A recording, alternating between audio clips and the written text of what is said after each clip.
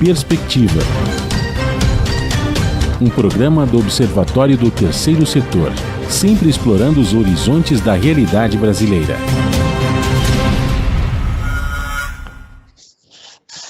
Olá, bom dia. Eu sou Joel Scali e começa agora o Perspectiva, programa do Observatório do Terceiro Setor. Hoje nós vamos falar sobre empreendedorismo e economia circular. No Brasil, cerca de 43 milhões de pessoas são empreendedores. Para sobreviver e se destacar, muitos começam a incorporar a economia circular. Participo do programa de hoje a professora Estefânia Carizio de Paula. Ela é professora da Universidade Federal do Rio Grande do Sul e ela coordena cursos de especialização em gerenciamento de projetos e economia circular. Cristina Fabres, vice-presidente da IWRC Global no Brasil, uma startup especialista em projetos socioeconômicos e em cooperativas de reciclagem. A co-apresentação do programa é de Frank Valverde, que também trará os destaques do site do Observatório do Terceiro Setor. Bom dia, Franklin. Bom dia, Joel, bom dia, Stefani, bom dia, Cristina, e bom dia a você que está em sintonia aqui com Perspectiva na Rádio Brasil Atual. Franklin, os destaques da semana ou destaque da semana? Na verdade, eu tenho dois destaques. O primeiro é um convite. Eu queria convidar todos e todas a visitarem o canal do YouTube do Observatório, e lá vão encontrar uma live muito importante que nós fizemos sobre empreendedorismo feminino e negro, realizada no mês passado e que está lá disponível para as pessoas assistirem, né?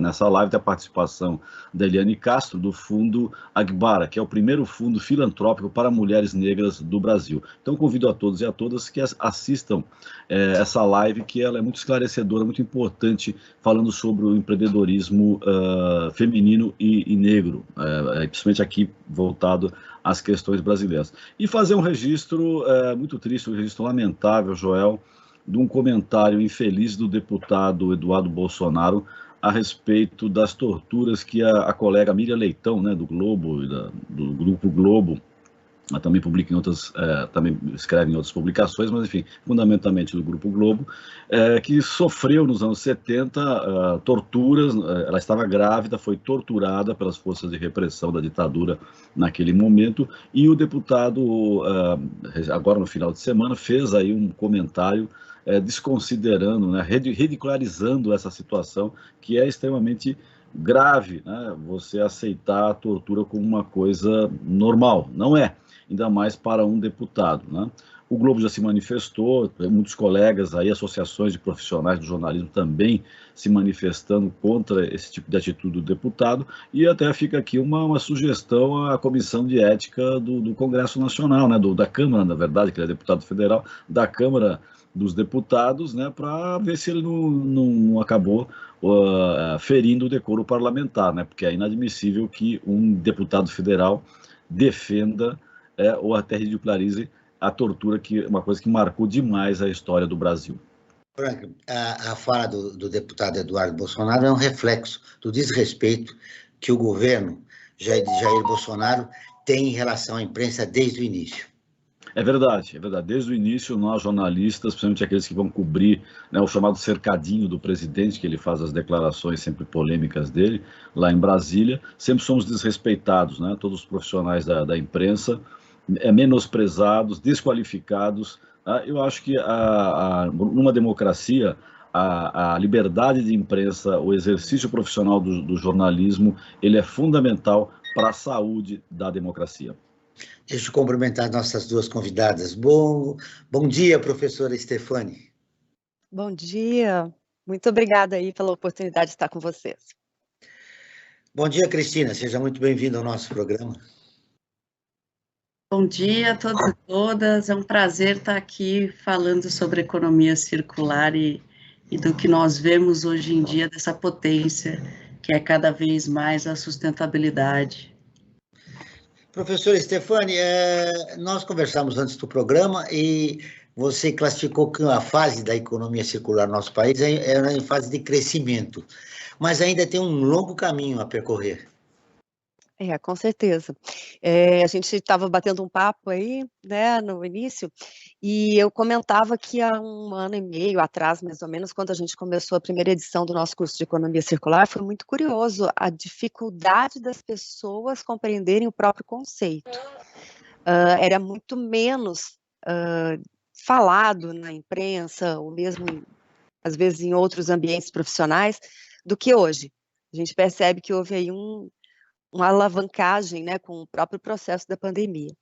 Mas sim, existe ainda um bom caminho a ser percorrido, a gente percebe ainda que, mesmo como uma oportunidade de trabalho, as pessoas ainda não têm tanta clareza, assim, do quanto que a economia circular pode trazer.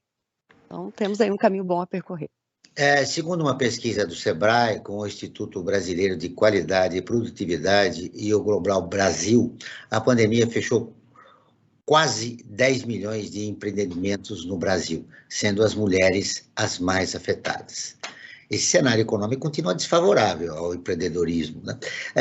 Como podemos sair desse momento difícil, Cristina? Pois é, o Brasil é um caldeirão de oportunidades para o empreendedorismo. Dentro da economia circular e focada mais no setor propriamente da gestão de resíduos e indo para resíduos recicláveis, a gente vê uma integração da economia circular bastante única. Atuando com cooperativas de catadores de materiais recicláveis e mesmo catadores autônomos, nós conseguimos fazer com que a economia circular se dê de uma maneira muito mais próspera do que se fôssemos tentar por outras faixas ali setoriais. Então, tudo deve se começar ali na base, que essa é a base, de fato, da vida ali dos recicláveis. Então, com isso... Opa!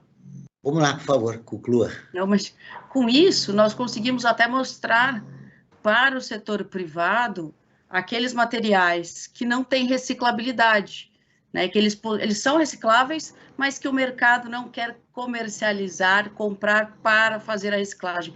Aí mostrando ao setor privado a necessidade de mudar o design deles, que é ali o que chamamos de cradle to cradle, né, berço a berço, aí, uma das bases aí também da economia circular. Professora Stefani, nós temos uns dados apresentados, acho que 1 ano atrás, mais ou menos, diante da pandemia, de que a maioria dos empresários brasileiros ainda desconheciam a economia circular, né? Os dados são da CNI. Como superar esse grande problema para a economia circular se desenvolver no nosso país? Você sabe, a questão da economia circular, ela é multifatorial, né? Existe um elemento que nos parece, assim, bastante importante, que diz respeito à própria política nacional de resíduos sólidos, né? A nossa política aí, que determina a responsabilidade compartilhada sobre esses resíduos. A gente tem notado que isso tem sido um estímulo, de certa forma, para que os empresários, principalmente os de grande porte, comecem a ficarem atentos mesmo a essa responsabilidade e começarem a fazer alguns movimentos. Então, existe uma pressão legal, digamos, por um lado. Por outro lado, existe também uma movimentação no mercado, né, de ações e tudo, na forma como essas empresas são visualizadas. A gente sabe que hoje aquele indicador, o ESG, que é tão falado, né, tem, de certa maneira, estimulado com que esses empresários de grande porte, principalmente, comecem a fazer movimentos nessa direção. E, de certa maneira, por eles serem detentores de um poder econômico e financeiro significativo, eles acabam arrastando com eles também outros empreendedores, né, de outros tamanhos, de outros portes. Então, assim, eu tenho visto que, se há alguns anos, ou 1 ano e pouco atrás, a gente não tinha essa movimentação, agora a gente já começa a ver grandes empresas fazerem um movimento interessante, como a gente tem visto, às vezes, no próprio site das Havaianas, a gente vê eles preocupados com a retirada de seus produtos do mercado, a gente vê grandes redes de supermercado fazendo esse movimento também do aterro zero, a gente vê empresas da área de alimentação, então a gente já está vendo que, felizmente, estamos tendo aí uma movimentação significativa. E essa mudança requer uma sensibilização da sociedade civil, Cristina, e Que iniciativas você acredita que seriam necessárias para ampliar esse conceito e mudar a mentalidade da população? Primeiro de tudo, eu acho que é a conscientização de que nós estamos vivendo num mundo que é finito, né? Nossos recursos vão acabar em algum dia. Então, a partir desse momento, a população precisa se conscientizar de fazer o seu papel, de reciclar, de recusar e de dar o máximo possível de potencial àqueles materiais para que eles não possam parar no aterro, principalmente, né, nas nossas ruas, nos nossos bueiros, né, que são problemáticas maiores. Então, a educação ambiental é contínua e ela vai sempre vir em primeiro lugar. Mas, pegando um pouco na esteira do que a professora Estefânia falou, tem outras modalidades de incentivos que vêm surgindo, principalmente na América Latina, no Chile, na Argentina, isso já é uma realidade. No Brasil também está se chegando, mas não com tanta força, que são programas de incentivo para o descarte correto.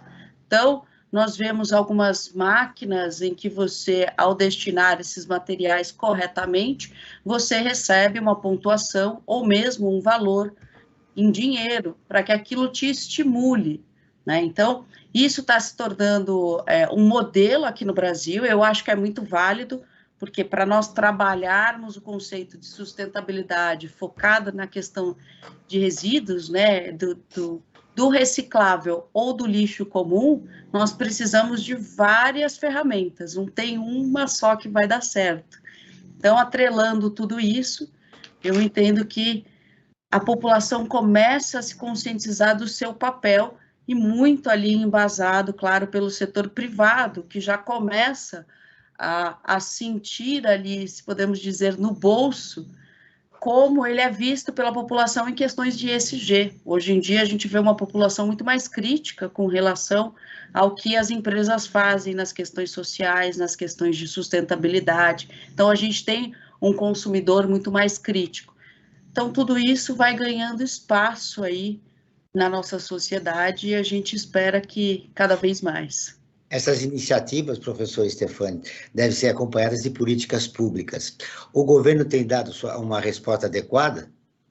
Puxa, essa é uma pergunta difícil, viu, de ser respondida, porque eu acho que o nosso país é muito grande, né, Jean? Então, a gente vai vendo iniciativas em alguns lugares, em outros menos. Recentemente, a gente está sabendo de um projeto muito interessante que está acontecendo em Telêmaco Borba, né? Então, uma iniciativa acontecendo dentro de uma cidade, visando aí a circularização de embalagens.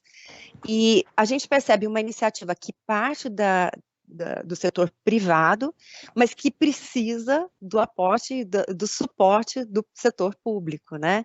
Quando a Cristina, é Cristina, né? Desculpe se falei errado. Cristina. É Cristina, sim.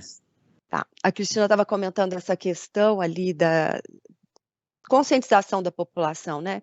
A maior parte do trabalho de recolhida ou de coleta seletiva é feita pelos municípios, né, pelas prefeituras. Então, imagina, né, que papel importante as prefeituras têm no sentido de auxiliar nessa conscientização pública, né, e de fazer uma educação para o descarte adequado, até para o consumo sustentável, digamos assim. Mas a gente vê que os nossos municípios acabam ficando presos assim na resolução de tantas necessidades e outras questões, que isso acaba ficando para um segundo plano. Mas a boa articulação entre esses entes é que vai fazer com que esses sistemas funcionem. Então, nós temos aí um trabalho grande a ser feito aí do setor público também, né? Agora vamos ouvir a Rádio ONU, parceira de conteúdo do Observatório do Terceiro Setor, com a reportagem. A agência da ONU diz que calor, chuva e gelo na Antártica são sinais de alerta. Eleutério Ghevani tem as informações. As altas temperaturas, as chuvas e o colapso de uma massa flutuante de gelo na Antártida Oriental aumentam dúvidas e preocupações sobre o possível efeito das alterações climáticas na área mais fria, seca e com ventos mais fortes do mundo. Os eventos seguiram a queda da extensão mínima do gelo marinho da Antártida após o derretimento do verão. A descida abaixo de 2 milhões de quilómetros quadrados Aconteceu pela primeira vez desde que começou a ser feito o registro de satélite em 1979. A Organização Meteorológica Mundial, OMM, alertou que o continente, tido como um gigante adormecido, registra temperaturas cada vez mais extremas. Para a agência, com chuva rara e mudanças nas plataformas de gelo, esta situação não deve ser subestimada. Na terceira semana de março, as estações de pesquisa na Antártida Oriental marcaram até 40 graus Celsius, o nível sem precedentes e acima da média mensal. Um dia antes, diversas estações meteorológicas tinham chuva na área costeira mais a montante e até temperaturas bem acima de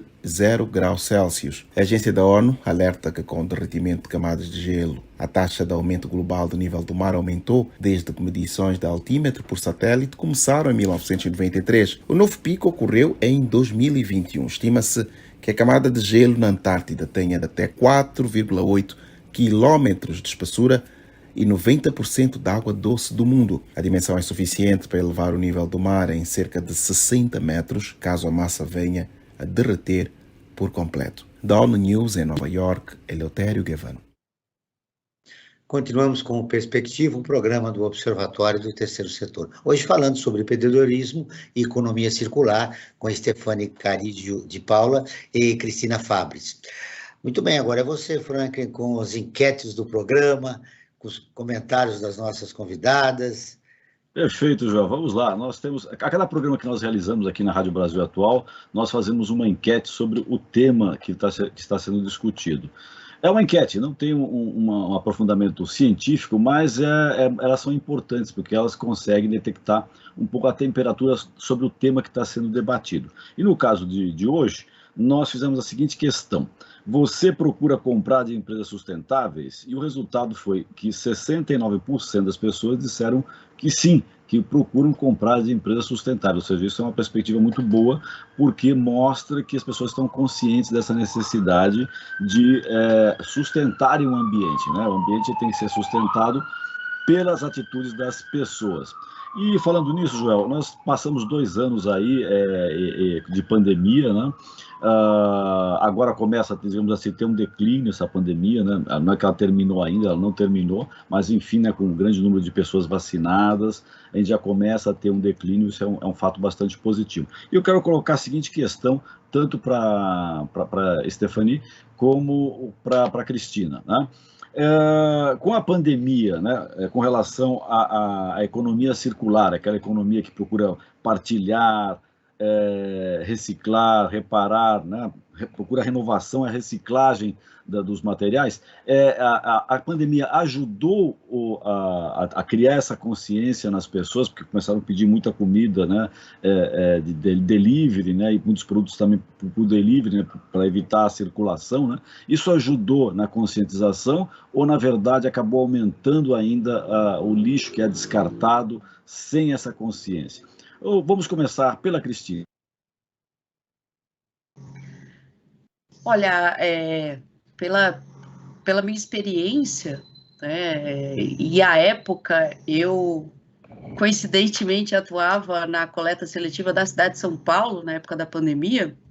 Então, nós vimos o número para a cidade de São Paulo, né, dobrar de recicláveis, aumentar muito, porque, de fato, as pessoas estavam em casa pedindo tudo em delivery, seja uma medicação, seja um alimento, sejam compras, né? Então, a gente viu crescer muito o número de recicláveis, mas nós vimos também crescer muitos movimentos para que se reduzissem a quantidade aí de materiais que eram consumidos ou que descartassem corretamente, principalmente porque os pais estavam mais em casa com seus filhos, então tinha esse hábito ali de fazer a separação. A campanha de comunicação de diversos aí municípios que eu tive contato foi muito focada ali em como separar, né, o seu lixo, no lixo comum, no reciclável e o cuidado com o reciclável. Então, no meu ponto de vista, isso aumentou o nível de conscientização da população com relação a quanto de material reciclável que a gente consome, que a gente gera por fazer um simples pedido aqui ou ali. Então, eu acho que isso deu um caráter maior ali. A gente vê muitos movimentos pipocarem ali, principalmente na internet, Instagram, fazendo aí muito a fonte do movimento lixo zero, né, dentro de casa. Stefane. Pois é, eu concordo com a Cristina e, em paralelo a esse movimento que foi talvez um pouco mais iniciativas mais isoladas, a gente também tem acompanhado as iniciativas das grandes empresas em querer dar solução para essas questões, né? A gente tem acompanhado aqui no Rio Grande do Sul uma startup que trabalha de uma maneira muito séria nisso, que é a Trechim. Eu não sei se vocês conhecem a Trechim, né? E nós temos uma relação bastante intensa com os projetos da Trechim, e a gente tem trabalhado de uma maneira um pouco mais institucionalizada também, até junto a cooperativas e tudo, para poder ir dando solução a essa questão do material e dos volumes. Então, durante a pandemia, eu acho que, de um lado, né, teve iniciativas mais isoladas, mas também iniciativas de maior grande porte, que podem agora, com o tempo, irem se integrando, né? A gente sempre tem essa esperança de que elas acabem formando um todo, né? A gente tem as iniciativas, mas daqui a pouco elas começam a ser interligadas. Segundo a pesquisa do Sebrae, empreender é hoje o terceiro maior sonho do brasileiro. Cerca de 46% das pessoas desejam abrir o próprio negócio. Na atual realidade da economia brasileira, ainda vivemos na pandemia, Cristina, há espaço para pequenos e médios negócios? Com certeza. Falando aí de uma gestora de startup, eu acho que os pequenos e médios negócios, mas principalmente os pequenos, eles têm uma rapidez de evolução muito grande, né? Principalmente quando a gente pensa na área de sustentabilidade, que o Brasil possui um laboratório enorme, né, de iniciativas dentro dessa área, sejam por startups, sejam por organizações da sociedade civil, ou mesmo, como a professora Stefane falou, no setor privado, fomentando isso junto a pequenas empresas. Então, eu acho que tem, sim, muito espaço e nós precisamos de todas as iniciativas possíveis dentro desse setor, porque nós temos uma geração enorme de resíduos e nós precisamos trabalhar com isso. Então, vai ser um trabalho feito em diversas frentes: população, setor privado, iniciativa pública e aí organização da sociedade civil. Durante essa nossa crise econômica, como competir com as grandes empresas nesse ambiente? A competição com as grandes empresas é algo muito complexo, né? E aí eu acho que a professora pode abordar isso com muito mais materialidade, né, com números. Mas nós sabemos que nós temos um mercado dominado por um percentual de empresas que são múltiplas, são multinacionais. Fazer frente a essas empresas, sendo uma pequena ou média empresa mesmo, é muito difícil. Então, a gente precisa se diferenciar, criando soluções inovadoras, as quais essas empresas têm necessidade, ou a qual um grande nicho da população tem a necessidade, para que a gente possa ser parceira dessas grandes empresas, ou então ganhar uma escala tal qual ou próxima, talvez, dessas grandes empresas. E aí, professora, por favor, se eu estiver errada ou muito tópica. De forma alguma. Você sabe, Joel, Franklin e Cristina, que pelo menos nos projetos de economia circular que a gente tem se envolvido e contribuído, nós temos uma pequena startup, sabia? De certa maneira, porque dentro da universidade nós resolvemos criar um espaço de pesquisa e experimentação. Funciona como uma incubadora? Pois é, não funciona como uma incubadora. O que a gente idealizou foi uma espécie de empresa universitária, acadêmica, para poder fazer o desenvolvimento desses projetos de economia circular. E temos trabalhado de bastante alegria, assim, e sucesso aí desde final de 2019. Mas o que a gente tem estimulado, na verdade, é que essas grandes empresas com as quais a gente tem trabalhado, elas funcionem como incubadoras para as pequenas empresas, principalmente Nesse caso que a gente não tem como fugir, se a gente pensa em soluções de economia circular de fim de tubo, que é essa que pega uma coisa que já é um resíduo e precisa transformar num novo produto, gente, o papel das cooperativas é, assim, fundamental. Eles têm um papel central aí nessa questão da triagem, da seleção desses materiais, da qualificação dessa mão de obra, então é muito importante. Essas grandes empresas, de alguma forma, têm funcionado como incubadoras, porque como elas detêm um certo capital, elas vão ali e podem fazer esse fomento, podem ajudar a qualificar a mão de obra, melhorar a própria estrutura de gestão dessas cooperativas, no sentido de fazer com que elas comecem a ter uma autonomia bem maior e se fortalecerem, né? E no momento, essa é a nossa aposta, né? No momento que essas cooperativas chegam num determinado patamar, elas podem ser aceleradas, por que não, né? Então, a Cristina, que tem trabalhado aí com elas melhor do que eu, pode explicar aí o quanto que isso tudo pode funcionar bem. E a gente tem estimulado. Então, em vez de competir com as grandes, o que a gente vê tem que ter uma grande cooperação. Dentro dos sistemas de economia circular, a gente tem realmente que cooperar uns com os outros, né? Nós temos qualificações diferentes e precisamos unir os esforços. Nós citamos no bloco anterior que 10 milhões de empreendimentos foram interrompidos, né, mano? E as mulheres foram as mais prejudicadas, né? Que conduziam negócios, né? Familiares, inclusive. Nesse ambiente, ele, depois desse resultado, né, provocado pela pandemia, que as mulheres mais sofreram, né? Como estimular a participação da mulher para que ela volte a empreender no nosso país? Cristina.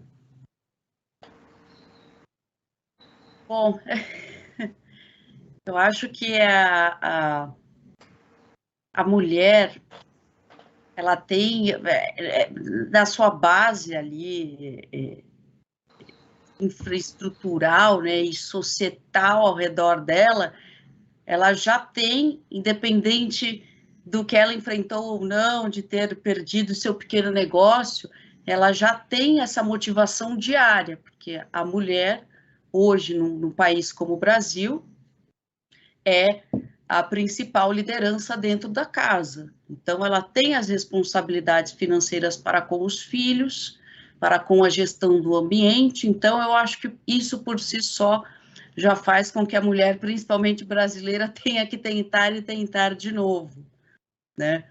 Mas eu acho que nós temos visto cada vez mais uma abertura do setor privado e da sociedade frente aí a nós mulheres enquanto profissionais. Então, isso já é um estímulo muito grande. Nós temos visto empresas fazendo processos seletivos voltados apenas para mulheres ou apenas para alguns setores de gênero, sexo e raça, que é muito importante também. E dentro da área mais específica da reciclagem, as mulheres são mais de 60% praticamente de quase todo o corpo de cooperativas. Então, são as mulheres que fazem aí a grande maioria da reciclagem nas cooperativas de materiais recicláveis. Então, a gente já tem por si só um espaço que é ali voltado às mulheres. Mas eu acho que nada como o apoio e suporte empresarial para cada vez mais abrir essas portas e, de fato, tentar equiparar esse gap que a gente tem aí entre o profissional do sexo masculino e a profissional do sexo feminino. Professora Stefani, as mulheres são responsáveis por quase metade, economicamente, por quase metade das famílias brasileiras. Como ela se coloca, como nós colocamos a mulher nessa situação, já que elas foram as mais atingidas, né, pela pandemia, pela crise econômica provocada pela pandemia? Pois é, eu fico te ouvindo assim e lembrando de estudos até que nós já fizemos em relação à questão do empreendedorismo feminino, sabe? E o que a gente vê é que em alguns lugares a gente tem núcleos de suporte a essas mulheres, de alguma forma. Em alguns lugares a gente encontra já iniciativas que vão congregando essas mulheres e trazendo para elas uma sensação de pertencimento, né? Porque eu acho que a grande dificuldade para as mulheres é exatamente assim, no momento em que ela se vê numa situação de que ela tem que sobreviver, ela tem que botar comida na mesa, etc., ela se sente às vezes muito solitária, puxa vida, né? E são exatamente esses núcleos são projetos, empreendimentos que são feitos para criar corpo, é que vão dando suporte para que elas possam conseguir se sustentar emocionalmente. Porque, na verdade, não é fácil a gente ficar lutando, ainda mais perder, né, no meio de uma pandemia, perder seus recursos, etc. Aqui em Porto Alegre tem algumas iniciativas muito bonitas, assim, levadas por mulheres também, para exatamente congregar. Eu acho que elas têm que buscar esse tipo de apoio, buscar essas iniciativas onde elas vão se sentir fortalecidas pelos seus próprios pares, né? E ali também, geralmente, é local onde existe algum financiamento, onde as pessoas também chegam, acabam aportando algum recurso, para poder ir ajudando elas, porque realmente de algum lugar tem que sair, né, esse suporte, mas é uma junção de suporte financeiro, emocional, e técnico também, né? Às vezes a pessoa precisa de conhecimento técnico, capacitação, formação, então a gente precisava que o nosso governo também fomentasse mais esses tipos de iniciativa e colocasse recursos também nesses locais, né? Você quer ficar informado sobre projetos, causas sociais e direitos humanos? Siga o Observatório do Terceiro Setor nas redes sociais e acompanhe informações do Brasil e do mundo. No Instagram é @Observatório Terceiro, no Facebook é facebook.com/Observatório Três Setor. Nossos programas de rádio estão disponíveis no canal do Observatório no YouTube. Lá você também encontra entrevistas e quadros de como Você Sabia e Você Conhece, que mostram aspectos ignorados da história e refletem sobre a sociedade brasileira. Basta buscar por Observatório 3 em numeral Setor. Repetindo, Observatório 3 em numeral Setor. Frank Valverde, perguntas e informações para as nossas convidadas? Sim, Joel, eu tenho uma questão aqui que eu gostaria de colocar. Muitas pessoas às vezes criticam o empreendedorismo, né, dizendo que se todo mundo fosse empreendedor, não ia funcionar, né? Porque todo mundo vai ter a sua empresa, digamos assim, a sua pequena empresa, né? Essa é uma crítica que a gente ouve daquelas pessoas que são contra o empreendedorismo. Puxa vida, o Frank Valverde, na hora que ele foi fazer a pergunta sobre empreendedorismo, ele foi cortado. Interrompemos a nossa... Aí, Frank. Tá me ouvindo, Joel? Agora sim, tá volta. Pode repetir tudo, por favor, que cortou. Perfeito. Então vamos lá. Eu dizer que muitas pessoas que criticam, né, que fazem umas críticas ao empreendedorismo, né, que é impossível todo mundo empreendedor, né, porque falta, né, se todo mundo fosse empreendedor, como é que é esse sistema capitalista que nós temos, né? Estou falando isso dentro desse nosso sistema. Então eu coloco aí, o empreendedorismo é para todo mundo ou não? É para meia dúzia que esse espírito de gerar e criar. Tá aí, o Frank Vamos começar fez uma pergunta importante. Ainda continua pipocando, viu, o seu contato, Frank. Nós estamos... Está muito difícil, exatamente. Agora, eu acho que elas entenderam a pergunta, não é, Stefane e Cristina? Aliás, era bom conceituar, porque essa crítica também eu ouço muito, né? Que, na verdade, quando a pessoa perde um emprego no mercado de trabalho, fecha-se um posto no mercado de trabalho, ela vai empreender por necessidade. E qual é o conceito ideal de empreendedorismo que sirva como uma oportunidade para as pessoas mesmo, com alguma formação? Eu posso começar falando? Claro. Fiquei agora atiçada aqui. Esse é um desafio interessante, porque dentro da universidade, eu sou professora do curso de Engenharia de Produção. E, por um tempo, as pessoas falavam, os engenheiros precisam ser mais empreendedores e aquela coisa toda. E a gente ficava refletindo um pouco sobre essas questões do conceito de empreendedorismo, né? Porque, sim, existe o empreendedorismo por necessidade e por oportunidade. A gente vê que a nossa população brasileira, ela se vira, né? Na hora que a coisa aperta, né, o brasileiro vai lá com muita criatividade e consegue criar mesmo espaços aí de geração de receita, enfim. Mas dentro da universidade a gente esclarece bem para os alunos que ser empreendedor não necessariamente é ter um negócio, né? Na verdade, você pode ser empreendedor na atividade que você Essa é faz. uma pergunta que se faz, né?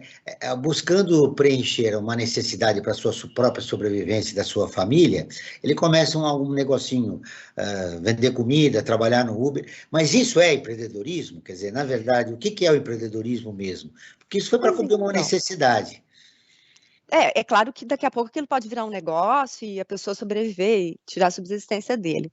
Mas todos nós, em qualquer lugar onde a gente trabalhe, nós podemos ter atitude empreendedora no sentido de ter proatividade, iniciativa, uma facilidade de desenvolver situações criativas dentro daquilo que a gente realiza. Enfim, isso não necessariamente nos obriga a ter um negócio, né?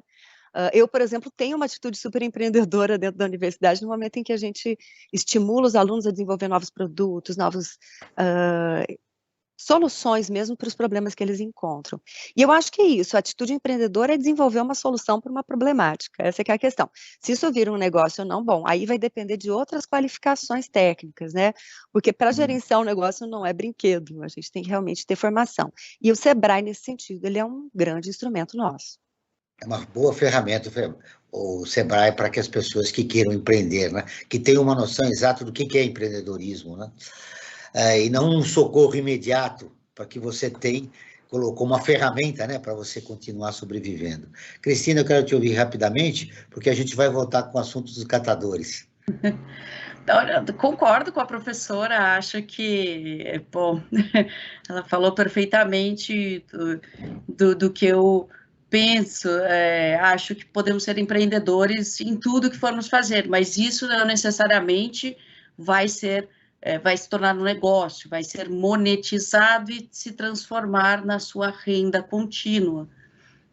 Eu acho que empreendedorismo está dentro de todos nós, basta nós termos para si aquilo que setor que nós queremos atuar. Por exemplo, pensar, a primeira coisa que me veio à cabeça quando você falou, né, tanto você, Joel e Franklin falaram dessa crítica, se todo mundo se tornar empreendedor, imagina o setor público, como que fica a máquina pública? Ninguém vai querer mais atuar e não haverá mais pessoas para atuar no setor público. Então, eu acho que o empreendedorismo tem que estar dentro de cada um e enviesado para aquilo que nós queremos fazer, aquilo que nós queremos atuar ou temos perfil. Se isso realmente vai se transformar em algo que você queira trabalhar para o resto da sua vida e criar um negócio em cima, há de se especializar, há de se ter aí um curso técnico, como a professora colocou, Sebrae, como nós temos, é o maior berço para isso. Então, ou seja, o empreendedorismo é muito mais... Vai, Franklin, por favor. Oi, Franklin. Você fez o comentário, cortou novamente a ligação com o Franklin. De acordo com os dados do IPEA, os catadores são responsáveis por quase 90% do lixo reciclado no Brasil. Segundo uma estimativa do Movimento Nacional dos Catadores de Recicláveis, mais de 800 mil pessoas trabalham na área, sendo que 70% são mulheres, e a maioria trabalhadores informais. Temos aí dois problemas, né? Novamente colocamos o conteúdo a participação da mulher nessa importante atividade, mas são trabalhadores informais, né? Poucos direitos em termos de, né, e garantias, né, para o seu trabalho. Essa é uma atividade em expansão, claro, Cristina. Quanto mais se produz lixo, quanto mais se produz recicláveis, sejam recicláveis sólidos ou eletrônicos, há mais espaço para a criação de cooperativas. Como é que você vê essa questão do crescimento e do apoio necessário que 70% de mulheres devem ter para a criação de cooperativas?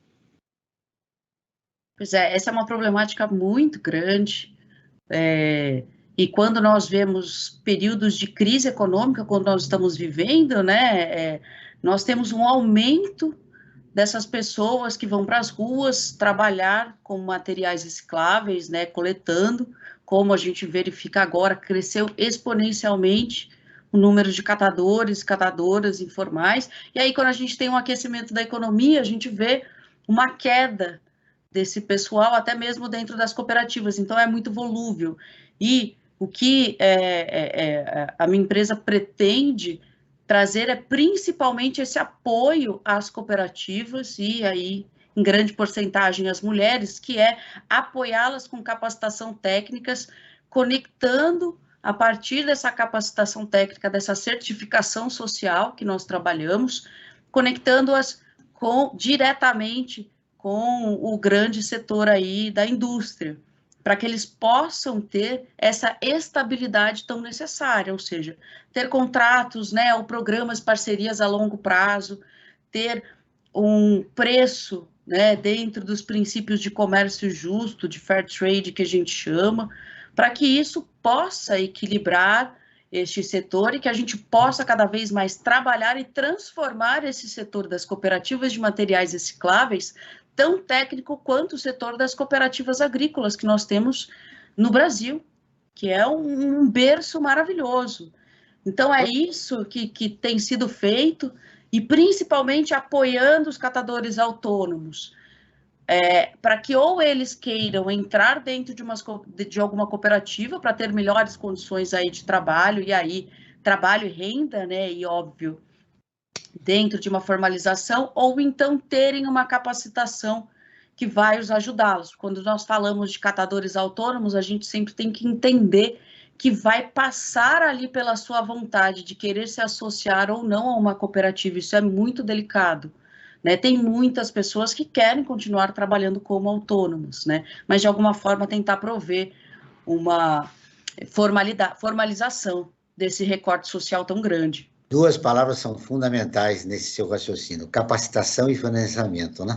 Essas pessoas terem recursos para conduzir. Eu quero ouvir a Stefânia, e antes de ouvir a Stefânia, saber se o Frank já está conectado novamente com a gente. Então, Joel, agora, você está me ouvindo bem agora, Joel? Porque eu retirei os fones, para claro. O problema dos fones, agora estou sem fone, eu espero que não pipoque a nossa fala. Eu queria dar um destaque aqui, Joel, que é importante, que é as matérias que todos e todas podem encontrar no nosso site, o site do Observatório do Terceiro Setor.org.br, 3 em numeral. Fica aqui o convite para todos e todas entrarem lá e lerem matérias que têm, assim como um enfoque principal, questões relacionadas com a cidadania. E lá você pode encontrar matérias como, por exemplo, um casal de veterinários colhe animais deixados para trás na guerra da Ucrânia. Além dessa matéria sobre a guerra da Ucrânia, nós temos uma outra também que fala de 7 símbolos na luta pelos direitos humanos no mundo. E o destaque principal que eu quero dar hoje é sobre uma matéria que foi escrita pela Maria Fernanda Garcia, que diz o seguinte: diálogo entre ribeirinhos, quilombolas e indígenas abre o primeiro encontro multicultural. É um encontro que está acontecendo lá no estado do Mato Grosso, que vai até o dia 6 de abril, né? Na quarta-feira, né? Ou seja, nosso programa vai hoje à terça, amanhã é o último dia que nós teremos esse encontro multicultural, e a Maria Fernanda Garcia está cobrindo, né, esse encontro, tem o apoio do Observatório Terceiro Setor, e ela está fazendo essa cobertura e dando informações sobre esse encontro que aborda a vida dos quilombolas, dos indígenas e dos ribeirinhos, não só no aspecto da vida deles, da forma de sobrevivência, a forma econômica, mas também aspectos importantíssimos sobre a cultura. Eles, de uma certa forma, contribuem e muito para a alma da cultura brasileira, Joel. Muito bem. Segundo o levantamento da Opinion Box, a sustentabilidade é um tema importante para 82% dos brasileiros, sendo que 62% leva em consideração a postura da marca em relação ao meio ambiente no momento de decisão de compra. Muito bem, professora Stefânia, aí é possível já nesse ambiente avançar, né, nos negócios de economia circular.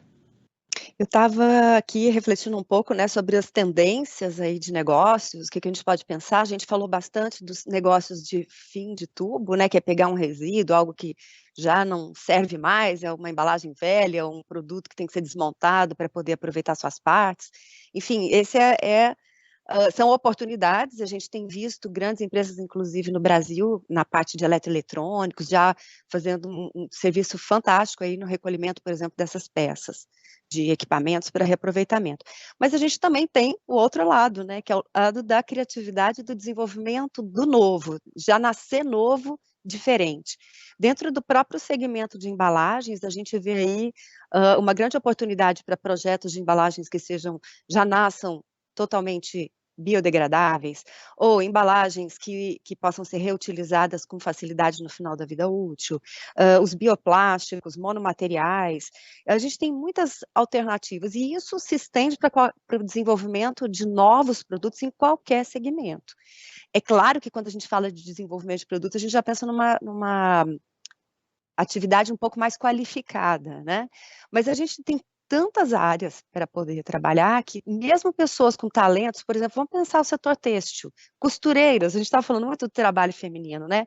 As costureiras, gente, tanto costureiras para desenvolver novos produtos, fazer o que a gente chama de upcycling, né, de roupas, por exemplo, onde pega uma roupa e transforma numa outra coisa, é uma forma da gente manter e estender a vida útil desse produto. E nós precisamos muito desses profissionais sapateiros, gente, pessoas que renovem produtos, a gente precisa reacender essas profissões. Eu fico pensando aqui em termos de empreendedorismo, essas profissões que parecem que estavam morrendo, mas elas precisam ser reacendidas para a gente poder estender a vida útil dos nossos produtos. Então, assim, tem muito espaço para a gente crescer ainda dentro da economia circular. Cristina, como os empreendedores podem aproveitar esse interesse do consumidor por negócios sustentáveis? Olha, são tantas as oportunidades que me vêm assim à mente, que eu vou citar, por exemplo, um exemplo, como a professora estava falando, dos materiais eletrônicos. Nós trabalhamos, nós temos um projeto que bastante grande, focado somente em cooperativas e materiais eletrônicos, mas não focado na desmontagem do material eletrônico, pois, como a gente sabe, a partir do momento que o material eletrônico é desmontado, ele é considerado um material perigoso, né, aqui na legislação brasileira. Então, a gente fomenta com que essa cooperativa pare de desmontar, esse é o primordial, e simplesmente colete. Então, pensando, por exemplo, em empreendedorismo, em como, por exemplo, dar uma melhor vazão aí financeira. Você está falando em relação aos resíduos eletrônicos. O Observatório apoia uma iniciativa que visa pegar esses resíduos eletrônicos e transformá-los em equipamentos.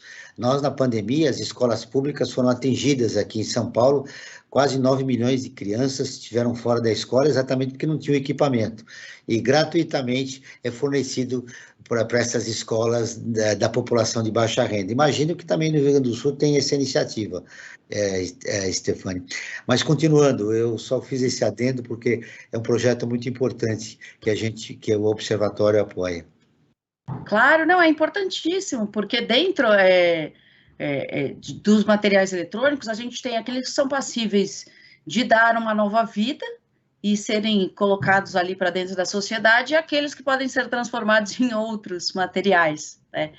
Então, quando nós trabalhamos com essas cooperativas, a gente fala de eletrônicos no geral, né? Eletrônicos e eletrodomésticos. Então, desde o ferro de passar, né? O seu ventilador, até um computador antigo, um celular, tudo isso nós ali fomentamos ao setor empresarial para que utilize-se de cooperativas aí, das quais nós colocamos dentro da nossa rede de certificação, ou seja, cooperativas que estão sendo acompanhadas por auditores internacionais, tendo programas construídos para que elas possam ter ali uma melhora administrativa, financeira, jurídica, né, dentro das suas certidões.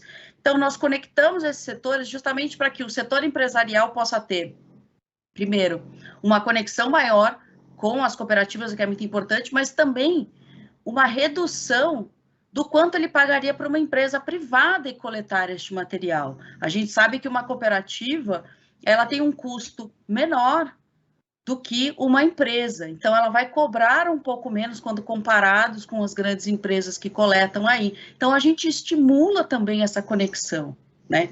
Então, isso é bastante importante, a gente conectar setores e a gente tem um ganho financeiro para ambos os lados, para o setor empresarial, né? Para o empreendedorismo, quanto para as cooperativas, que vão ter mais clientes e vão ganhar aí mais território, mais confiança da população, que isso é importante, a população entender que a cooperativa está fazendo um trabalho formal, né, e não ter medo de descartar corretamente para a cooperativa. Antes de passar rapidamente para o Frank, nós estamos caminhando para o final do programa.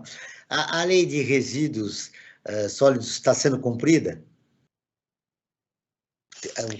Em determinados lugares, os chamados lixões estão tendo que acabar e tal. Essa lei está sendo cumprida adequadamente? Olha, agora com o novo marco do saneamento básico, né, que nós tivemos ali, que foi um ganho muito grande, vamos ver como vai ser a execução dele. E também em janeiro deste ano nós tivemos uma nova atualização em algumas partes da Política Nacional de Resíduos Sólidos.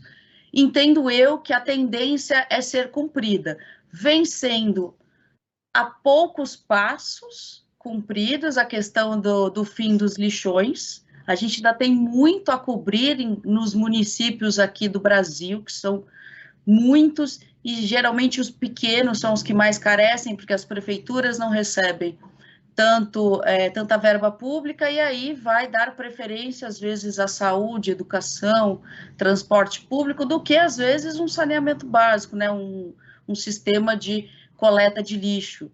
Então, a tendência é que agora isso aumente, até porque haverá... Ou seja, não está sendo cumprida, mas a sua esperança é que melhore, né, esse ambiente, que a lei seja cumprida daqui para diante, sobretudo no pós-pandemia. Frank, 5 minutos, você está dedicado a você para terminar o programa com as nossas convidadas. Informações... Perfeito, João. Eu quero fazer um convite, né? Mais um convite que é importante, um convite do Observatório do Terceiro Setor. Agora que nós estamos entrando nessa fase já pós-pandemia, né? Mesmo que lentamente, nós temos já desde a pandemia um projeto chamado Observatório em Movimento. O que é esse Observatório em Movimento? Nós ouvimos uma série de especialistas das mais variadas áreas, especialidades do conhecimento, para saber deles como viver o pós-pandemia, porque nós esperamos, né, acho que boa parte das pessoas esperam que o mundo seja diferente depois dessa pandemia que nós vivemos durante 2 anos e agora aos poucos está acabando, digamos, ou declinando. Tá? Então, eu convido a todos que visitem o nosso site, vejam as matérias que estão lá sobre o Observatório em Movimento, em www.observatório3setor.org.br, o 3 em numeral. E nós também temos uma ferramenta importantíssima, Apoie o Terceiro Setor. Mais informações, convido para que entrem no Apoie3, em numeral, né, apoie3setor.com.br. Essa nova ferramenta é uma plataforma online de financiamento coletivo para organizações da sociedade. Tá aí, o Frank deu seu destaque final e, novamente, sua conexão foi interrompida. Um pouco antes, viu, Frank? O programa não acabou ainda. Agora eu quero o destaque final das nossas duas convidadas. O seu destaque final entrou novamente, Frank? Não, cortou de novo. Não dá. Então, a gente vai terminar. Cristina, seu destaque final. O que de mais importante, rapidamente, você gostaria de deixar registrado no final do nosso programa? Costumo fazer.